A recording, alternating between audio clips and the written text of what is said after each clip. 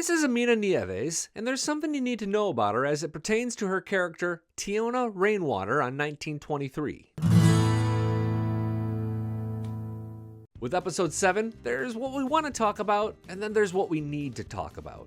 It's Billy Dukes, and I'd really love to just sit right down and talk Spencer and Alex a little more. Yep, I'm gonna admit right now to being wrong last week about this subtle cough. My ambitious theory was that she caught whatever Captain Luca was passing around. It's now clear she's feeling fine and frisky. I'll follow you. I ain't walking behind you. You sure? It's a pretty good view. More on that in a moment, but who else laughed out loud at the very end when this happened? Those old biddies are literally clutching their pearls. Of all the gin joints in all the towns in all the world, she walks into mine. That's kind of what I felt too. Thumbs up if you love Spencer and Alex. So, we were wrong about Alex, but right about the rat that's been scampering around the Dutton family business. He showed up big time in episode 7, but first let's talk about Teonna. We gotta do it, even though these scenes continue to be the most difficult to watch on television. We made an entire video about the reality of indigenous boarding schools, and I'll link to it in the description section of this video as well as the upper right hand corner. Yes, they were as brutal as they are on 1923. We won't show anything too gruesome here, but if you just can't handle it and you'd like to skip ahead to get a better understanding of what Donald Whitfield is trying to do, and how Jacob and Kara are doing, there are time codes below. Consider tapping subscribe while you're down there. In the end, justice was served for Teonna, but it was not served without a cost. 3 priests that Father Renault sent for her showed up. One tried to capture this guy, whose character is named Pete Plentyclouds. On screen, he's the son to Hank, played by Michael Greyeyes.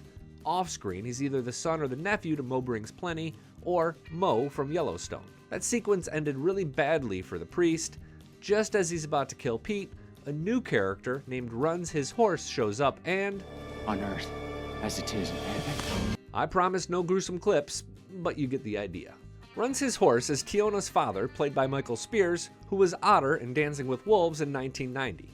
He's extra mad because he just buried his mother, who was killed by 2 lawmen in episode 6. After saving Pete, he tries to get back to Teonna and Hank, but he doesn't make it in time. The other 2 priests show up, figure out that the boy they're talking to is actually her, and begin to seek vengeance. She gouges one eye out before being knocked unconscious. That's when Hank unloads on both of them with a shotgun, and it seems like we're good. Deep breath, Teonna is safe, until... This part crushed me. She manages to find the strength to smash that guy's head in with a rock, but she's devastated. It was justice, served with a bill to pay. Here's what you need to know about Teonna and Aminah Nieves. She's never acted before. I mean, these are stories that have been shared throughout my family for generations. So I had that, just our own experiences as being indigenous to Turtle Island.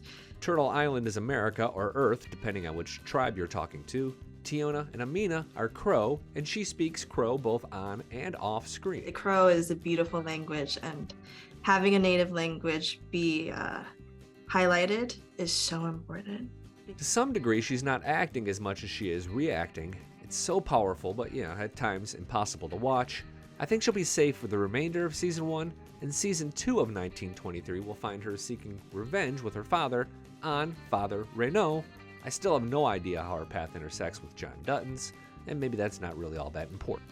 The tense scenes between Teonna and the clergy came after a pretty lighthearted opening 26 minutes of 1923 that included some humorous scenes like Kara essentially calling out fake news at the dinner table, and her and Jacob comparing Elizabeth to a brand new puppy. We also got Banner, version 2.0. Suddenly he's Hugh Hefner with 2 prostitutes until this happens. Banner Creighton, you're under arrest. I'm not sure we learned anything new here, but we got confirmation of a couple of things. The first is that Don Whitfield runs this town. He's not only building a mine within a football throw of the Yellowstone Ranch, he's got a government position to regulate and control all the mines. He's also going to pay off the judge to get Banner released from jail. Later we learned that Don is one sick SOB, but that's not too new. Most important is this scene. Gee, Dutton, I saw him. Saw him. In town. The sheriff.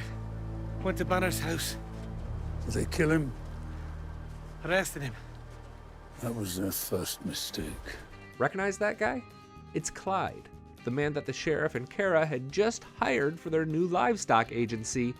We now know for sure that he's a mole, but the Duttons don't know yet. Last week I suggested that the sheriff could be dirty too because he was so quick to hire Clyde. I'm 50-50 on that today. Sheriff William McDowell was one of the good guys in this episode. I say this because Whitfield seemed genuinely surprised that Banner got arrested. If the sheriff was dirty, he would have had a heads up on that.